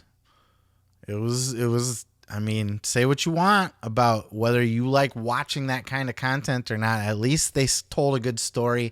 And even if you didn't like the story, at least they could justify. They could verbally articulate to you what the story they were trying to tell was. And why they don't go out and have these kind of matches every weekend. It was good shit. I liked it a lot. I liked the match. I like listening to Swerve. Swerve's done a couple interviews recently. He's becoming quite the hot topic. But this, I think, was his best interview. His most insightful. Swerve has a habit of kind of getting into... He sounds like a very stereotypical rapper, right? He starts name dropping and stuff. Get him talking about his music. He'll be like, yeah, well, we got an album dropping. We dropped my single with my man's Easy D over here. And Easy D got me in the studio. And, we rolled up to the studio and had my boy with me. And, like, it sounds bad, but that's how he talks. That's what he is. It's like a rapper. You know what I mean? Very rapper-ish. It's very intricate about his whole how far and above he is on his, we do it like this. We get in the studio and he's like, some people, they do it like this, but then I do it like this. And I have this producer. He's making all these beats for me. And like, that tends to be a lot of Swerve's fucking interviews. I'm not trying to knock the guy, but I mean, it's last couple I've heard, that's what it was. This was very insightful, though. This really got to the meat and potatoes of it, and really did a deep dive into that match that a lot of people are still talking about and a lot of people are still criticizing. So it was worth addressing. But I'd love to know your thoughts. Where's your head at on these kind of matches? Do you like these kind of bloody, brutal matches? Do you think they went a little bit too far with the blood spitting and that sort of thing? Or do you think, hey, give it to me? It's wrestling, right? These are guys fighting. If you got a story behind it that makes sense, give it to me. Put it in my veins. Or is it just too much for you? Let me know your thoughts down in the comments below. And are you a Swerve fan?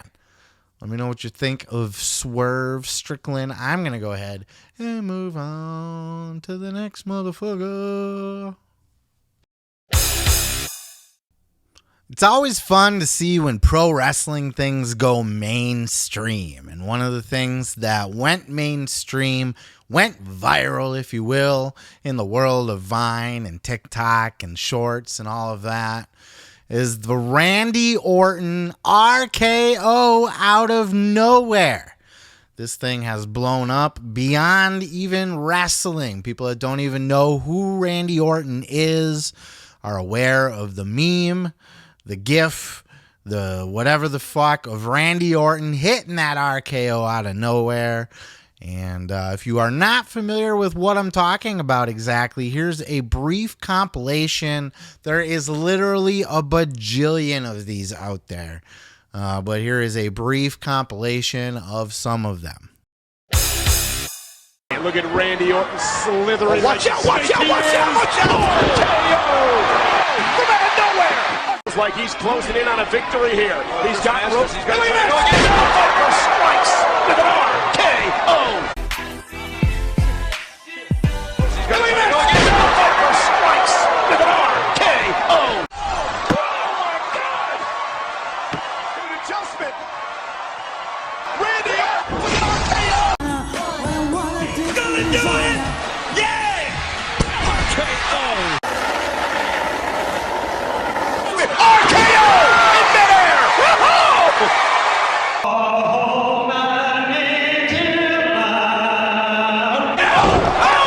Out of nowhere!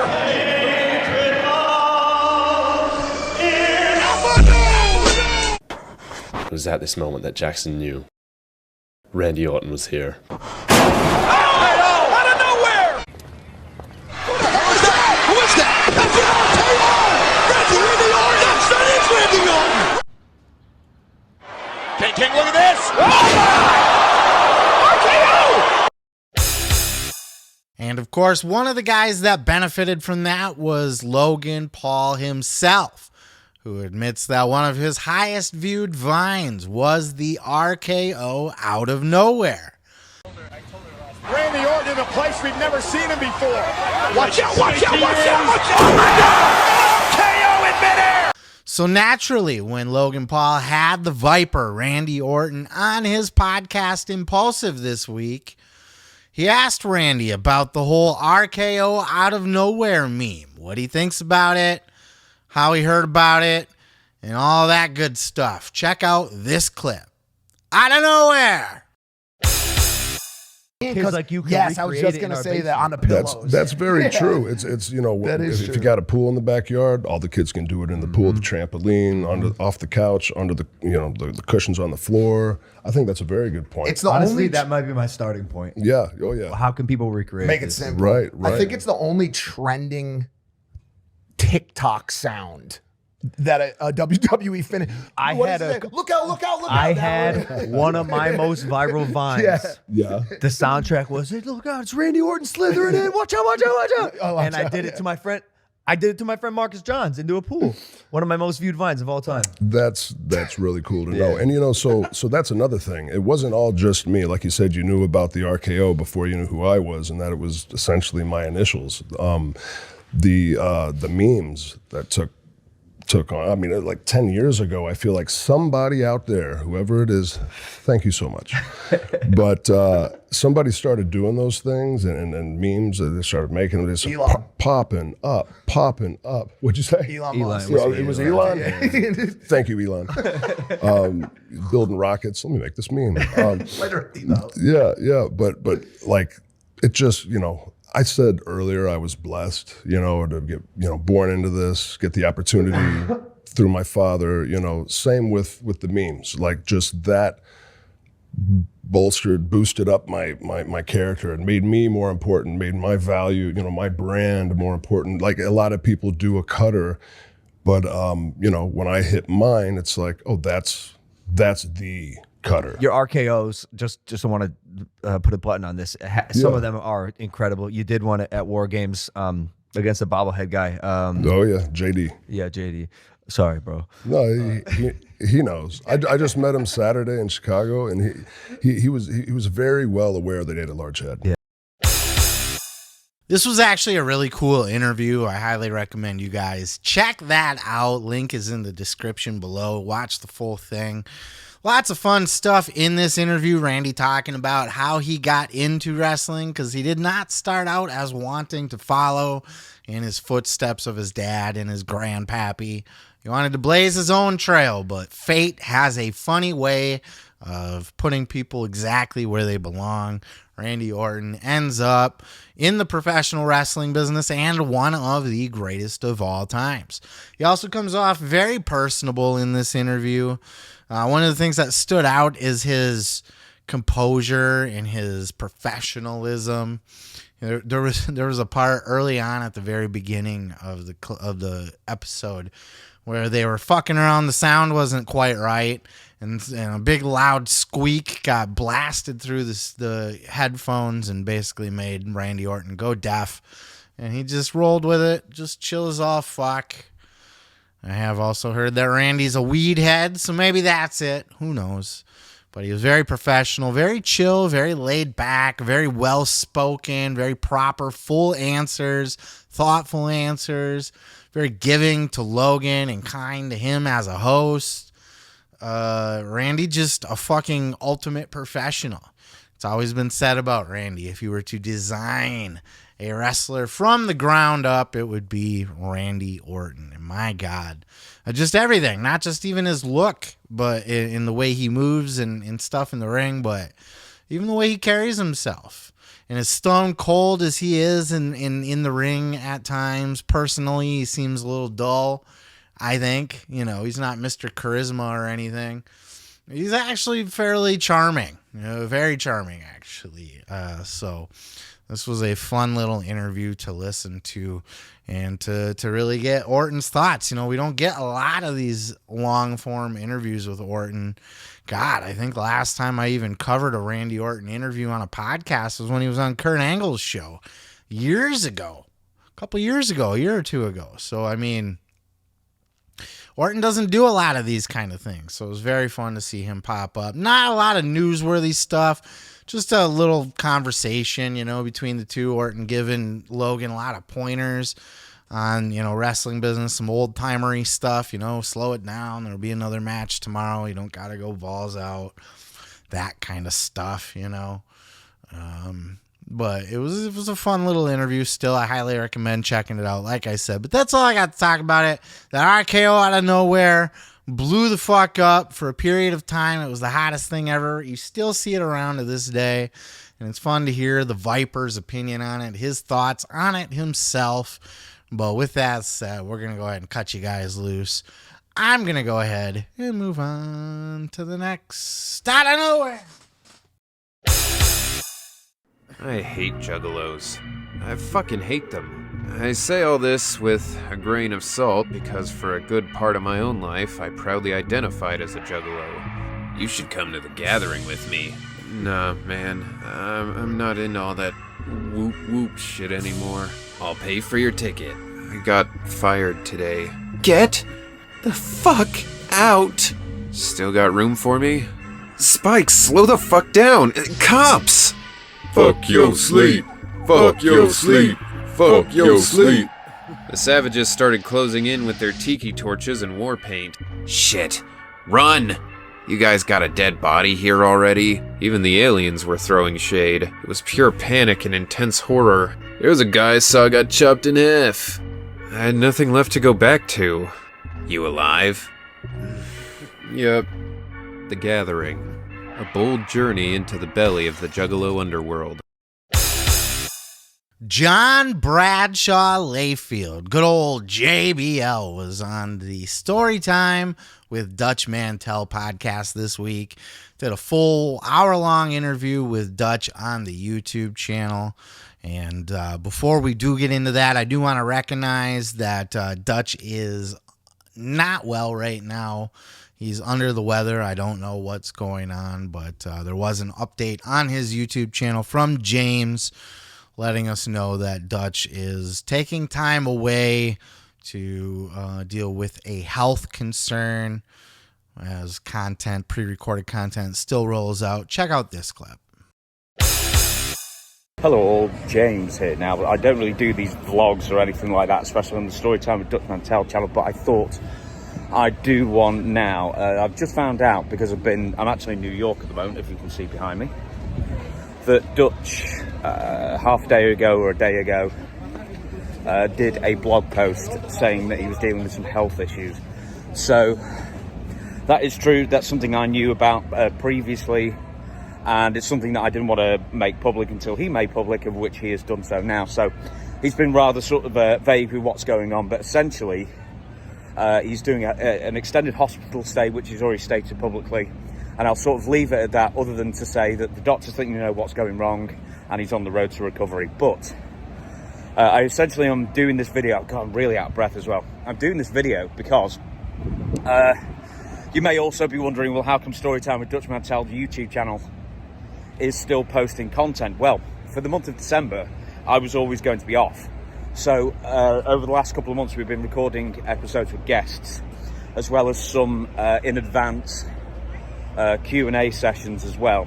So for the next month or so, Dutch Mantell, the Dutch Mantell channel, will be going on sort of as normal, weirdly. That is really why, if you've seen that Dutch Mantell isn't feeling too well in the hospital, yet episodes are still coming out, that's the reason why. So I thought I'd just do this little video, let you know, and especially to say, where the hell am I now? Avenue of the Americas. I thought I'd do this video as well, just say, you know, best of luck to Dutch in his recovery. He's not just a presenter, you know, co-presenter with me, he's also my friend as well. As yeah, I'm sure you know with how we interact with each other on the podcast, and we talk just as much off the podcast as well. So best of luck to him, and I just thought I'd explain why. Content will still be coming out at least for the next few weeks while Dutch recovers. Cheers. So again, well wishes to Dutch Mantell. Hope he pulls through and everything's okay with him. He is at that age where a lot of shit's just going to start to go wrong. But he's also a tough old bastard. And he'll pull through because we need him to pull through because he's got a lot more to say and contribute. But this particular interview with JBL, wrestling's most hated heel, one of wrestling's most hated heels of all time ever. And this is a legit fact. I can think of few people that were more hated, especially in his era, where wrestlers didn't get the kind of heat that he got. Why did he get that kind of heat? Was it a little bit of Latino heat? Check out this clip. Your Eddie Guerrero run. Yeah.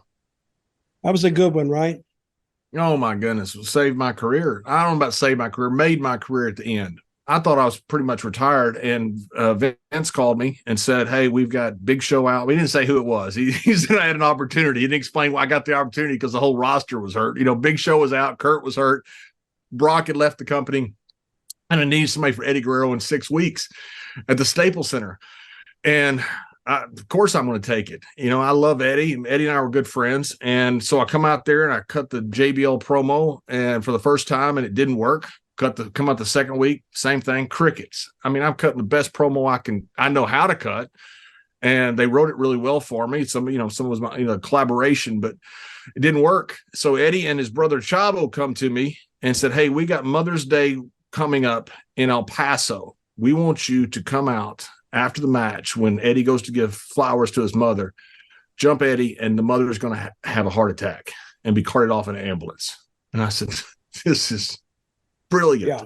And so we go into El Paso. The mother comes out. The place goes ballistic. And I'm in the back. I come back out, hit Eddie over the head with a chair, and I caught him with the chair a little bit. And either he had juiced or it caught him hard way. I'm not sure what happened, but he got some blood coming down him. And I turn to the mother and go to put my hand on her. But what I'm doing is she grabs the hand. So it looks like I'm pushing her down, but she that way she can take a bump without getting hurt is what it is. You know, she's 74 years old. I think that's what she was at the time. She goes down and you could hear a pin drop. And I'm 2 feet from her, and I'm thinking this woman's had a heart attack. That's how good she was. I mean, there's not a Guerrero that can't work.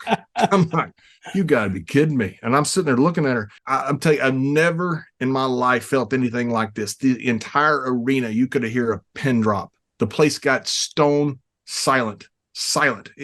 Nothing. And all I can hear is Eddie, who's laying on the ground selling. He goes, "S.A., you better get the fuck out of here." Mm-hmm. I mean, if the place riots, I'm the hottest heel in the world if I just live through this.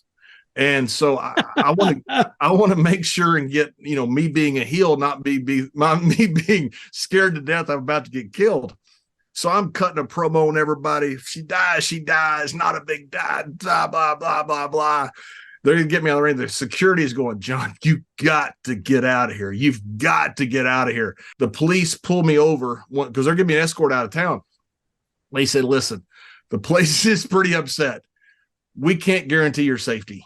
Drive all the way to Odessa to fly out. Do not come back to El Paso. We think you'll be killed." But when that video aired, the next time we were in San Bernardino was the first show. As soon as I got in the ring, a guy jumps in the ring after me. And I knew we had him at that point. And we weren't selling tickets for that show. We weren't selling nothing. And then the show right after that sold out. They said it set an attendance record there at the Staples Center that I guess Roy Jones Jr. broke years later. But it was all for Eddie. You think about what Eddie did for me. Eddie not only gave me the angle that created JBL, he gave me the angle that took the title off of him. Because they took the title off of him a month later. And took the title off of him a month later and put it on me. I mean, that's what Eddie did for me. So when I say I owe 100% of my JBL to Eddie Guerrero, I owe 100%. He made the character. I remember this very fondly because I thought it was very weird that JBL was being taken from the APA to all of a sudden he's this rich, wealthy businessman tycoon. It was a weird transition, and it took a little bit for Bradshaw to kind of get over as a heel. He talks about in the clip that he cut the first couple promos as JBL, and they just weren't really getting over. That's because people didn't know what to make of JBL. He was the APA guy before that. And yeah, he turned on Farouk, but it was like, it was just a weird transition, a weird spot, but we quickly warmed up to it. They did a few things with him that I thought were brilliant. First of all, that angle that he just talked about with Eddie. I mean, Eddie made his career. Having a guy as over as Eddie Guerrero in a city where he was as over as El Paso, and then to do something as dastardly as to hurt his mama. Oh man, that's heel heat. That's brutal heel heat. I don't even know if they'll do that kind of stuff these days again. And it was in a modern enough era where You know, we don't see riots anymore. You know, that's not a thing that happens anymore. This was within the last 20 years. Riots didn't even happen then. But they damn near had an issue when JBL did that, and he was off and running. He was a bad guy from there on out. Got a little bit of steam. The other thing they did, you know, you always hear, you know, does the title make the wrestler, or does the wrestler make the title? Well, it's both. Like, you need credible wrestlers holding that title to make the title valuable, to make it have the prestige that it has. And then every once in a while, you can take that prestige and goodwill that's built into the gold belt itself and put it on a guy to try to give him a little bit more stank. We saw this most recently with Jinder Mahal, was another example of something they did with same exact thing they did with JBL, though it didn't really work out as well for Jinder. He had a big long run with it. He had a very JBL-esque run. He just did not get over like JBL did. They gave JBL the belt, and it helped legitimize him. The heel, the angle with Eddie Guerrero, and then once he got the belt, and he kept the belt, and he beat a lot of people, and he had main events. Undertaker, Batista, Eddie. He fucking legitimized himself as a top guy, a main event star, a top heel attraction. And he was. And to this day, he's looked at as that guy, as JBL, and less of the Acolytes guy. And it was really only a couple year run at the very end of his career when he thought he was done to begin with. He does owe everything to Eddie Guerrero in that angle for jump-starting his heel run. But man, what a heel run it was.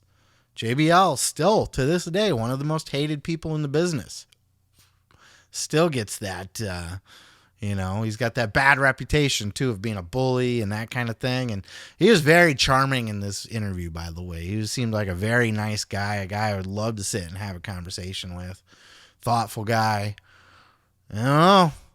Everybody's got their sides, though, right? Get a few beers in them, get them around the boys. I could see him being a bully, but came off very, very fun in this interview, and I recommend checking it out. A lot of good stories told. But none better than that story with Eddie Guerrero. One of the most fascinating things in professional wrestling for me has always been the infamous blade job, right? The gig. The old, right? The old, one of these guys. The old gimmick, huh? It's always been fascinating to me. Not just, even when I learned how it was done, still like, how? You know what I mean? Like, you saw, like, there's that picture of the old, the guy that spilled the beans. I forgot his name. He's an old douchebag that tried to, Mansfield, is that his name? Went on national TV and just did the razor all the way across his forehead. I don't know about that. And you see Abdullah with all the shit you could stick quarters in. The lines.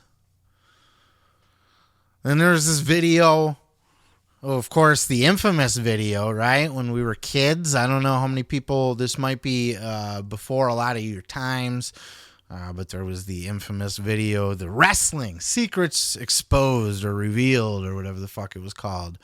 They used to do this with the magic shows all the time. How was the magic trick? The Masked Magician. And those same producers did masked wrestlers and did the wrestling secrets revealed. And one of them was the blade job, and they showed that too. At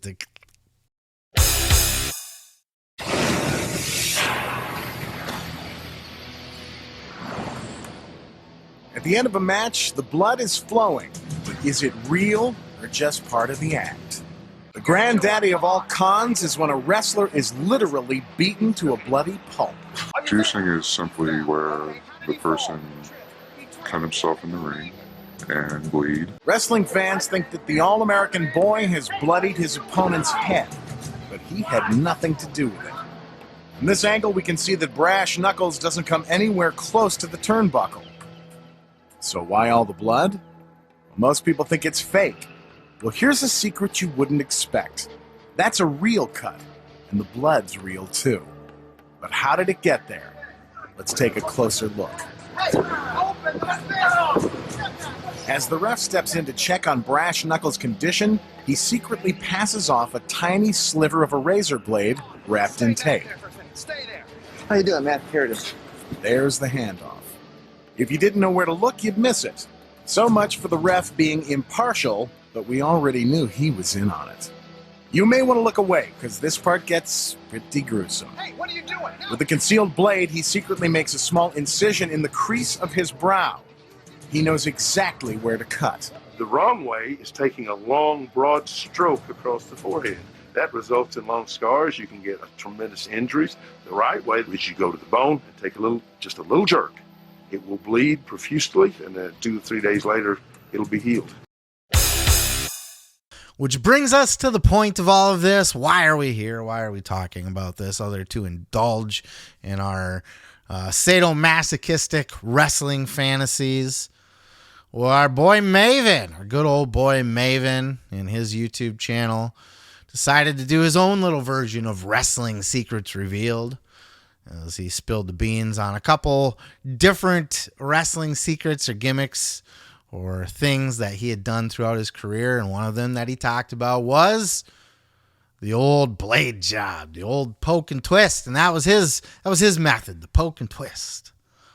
But for more on this, including how the blade was made, how the sausage was made, where he keeps it, how he went about it, all of that, check out this clip of Maven leading us through how to mutilate ourselves. Wait, don't mutilate yourselves. Don't try this at home. But here's how, if you were to mutilate yourself, how you could go about it. As a WWE wrestler, one of the things you have to come to grips with is bleeding. But we don't call it bleeding, we call it getting color. But when you're in a match, how exactly do you get color? We call that a gig. And now I'm going to show you how I made gigs and where I would conceal them on my body so everyone in the stands and you at home never saw them until I needed them. Now, in order to make a gig, a WWE wrestler is going to need 3 things. And those things are tape, a razor, and I was taught to use the 2-sided straight razors. And lastly, scissors. First, you're going to start with your straight razor, and this is actually a real razor, so I'm being extremely careful. What I was taught to do and what I would always do from there, you take your scissors and you cut it down to size, and I would always cut it down into a triangle. Once you get it down to the triangle, your goal is going to be to have a limited sharp edge exposed, and from there you simply just start folding it over until it is in a shape that you're going to be able to use. Once your wrist is taped, you're going to want to be able to get to the gig easily when you're out in a match. Some guys put it in different places. I always would put it right here. You're going to take it off, and then it's a 3-step process to get your color. Obviously, you're going to have your sharp edge, and you're going to hit, twist, and squeeze. Hit, twist, and squeeze. And what that's going to do, it's going to open up your capillaries and you're going to start bleeding, and it's just going to provide for a good look. Yeah, even going through it, it's still the most fascinating thing to me. One of the more fascinating aspects of wrestling to me is just the fact that people will do that to themselves to add to the storytelling. And it's done so frequently and been done for so long. Just one of those little tricks of the trade. But to see it laid out like that, even the Wrestling Secrets Revealed didn't go into that much detail about it. Maeve show you how to do the whole goddamn thing, right down to all of it. But hey, Maven had said on his channel before that it's not his place he doesn't give a shit. You know what I mean? He's here to do a YouTube channel. Focus! Camera likes to go out of focus from time to time. Whatever, it doesn't matter. We're talking here. You can hear my voice is in focus, right?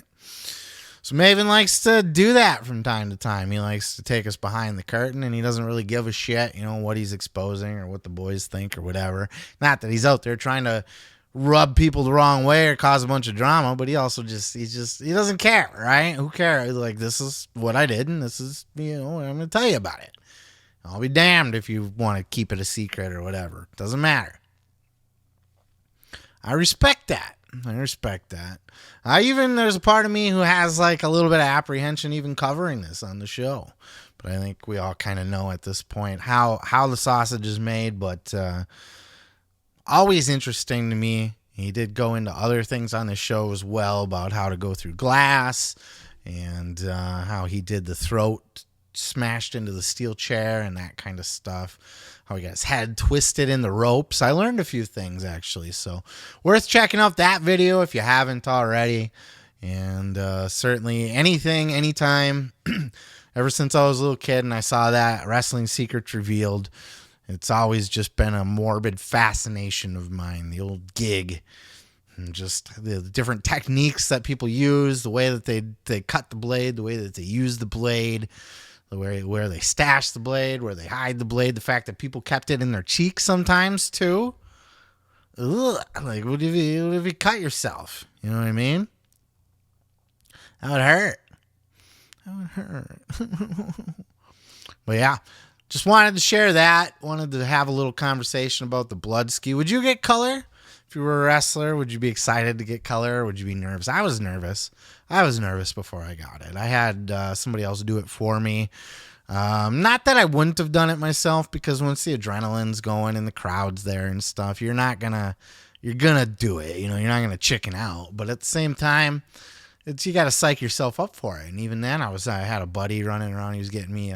Should have took an aspirin. I didn't, but I had a buddy get me a couple shots of whiskey throughout the night.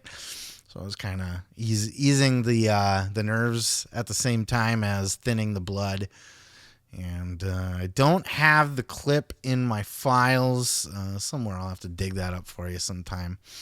I didn't get a lot of good. Still didn't bleed that great, but I got a little bit of color. It was fun. But I don't know, man. I'd do it again. I'd do the old. I'd like to try it myself sometime if I ever got the opportunity. I'd be open to it. I always wanted to take a thumbtack bump too. I don't know. I'm fucking sick though. What do you want from me? That's just my thoughts. Let me know your thoughts down in the comments below. Peace, love, and pizza. Do you like Maven's videos, by the way? Do you like what he's doing on his channel? Well, how do you feel about the Secrets Revealed kind of thing? Did you watch the old Secrets Revealed show when you were a kid back in the day, or go back and watch it on YouTube? It's pretty dope. I have linked it in the whole show, the whole entire show. I linked it in the description below. And then, yeah, I think that covers it, right? We hit our times. We hit our marks. We're good. We're good, right? Right? Peace, love, and pizza. I'm going to go ahead and move on to the next. That's it, y'all. We made it through a whole nother episode that felt like a long episode. I feel like I've been recording forever. A lot of that is just the winter months now with the time change and everything. It's dark. It gets dark out early. So you can see through the window behind me. When I started this shit, it was daylight. Now it is not daylight. I feel like my whole day was just gone. I still got to edit. Oh, my God. The things I do for you guys. I appreciate you hanging out with me for a whole nother episode. For the 96th time, some of you. So we are on our way to 100. I do want to do a quick little reminder that there will be a update on the show, the status update of the show, the future of the show, if you will, the very future of the show. On the 100th episode, once we get there, like I said, I am not going anywhere, so it's not that. Don't worry about that. I'm not retiring, I promise. I'm still going to be bringing you all of this great content on the podcast and the YouTube videos and all that sort of thing. But we are going to be making a change, and we're going to talk about that on the 100th episode of the Pro Wrestling Podcast. But for now, that's it. I'm going to leave you with that. I'm going to go ahead and move on with my life here. Go get some food in this belly. finish this energy drink. I'm a C4 guy now that the bangs got all flubbed up and bought by Monster and stuff. I like the C4. Orange cream is fucking dope. They got the WWE sponsorship. Anyway, that's my next goal, by the way. I got my 1,000 subscribers on YouTube. I'm monetized there. Now I got to get the energy drink sponsor, y'all. That's the next move. We got to find me, and I don't care who it is. I don't care if it tastes bad. I just want an energy drink sponsor.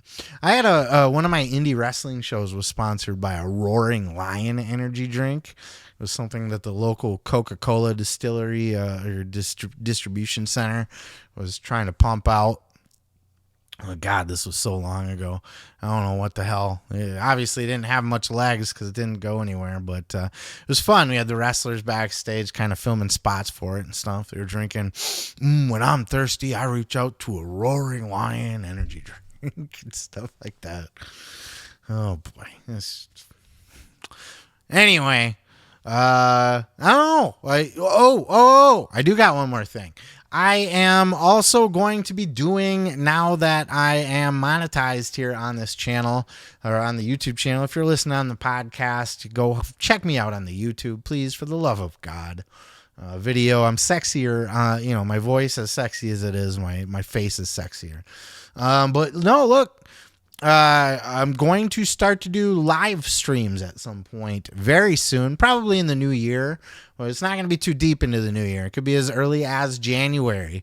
I will start to do some sort of live streaming, whether it's after pay-per-views and just sort of hangouts there, or if it's just like a bored, lonely Friday night hangout and ask me anything, that kind of stuff. I'm going to start doing some live streaming and just kind of hanging out. I want to get to know some of you guys now, some of you listeners. This is our chance to talk, to hang out, just to chit chat, shoot the shit. You can ask me questions. I'll ask you questions. We can compare dick sizes if you want to do that. I don't care. Whatever, man. But I guess we can't really do that on a YouTube stream, but we can talk about it, right? Just can't whip it out. Anyway, this is Off the Rails. I'm going to go ahead and move on with my life. Peace, love, and pizza. I am your boy, Seth. It's been a long day.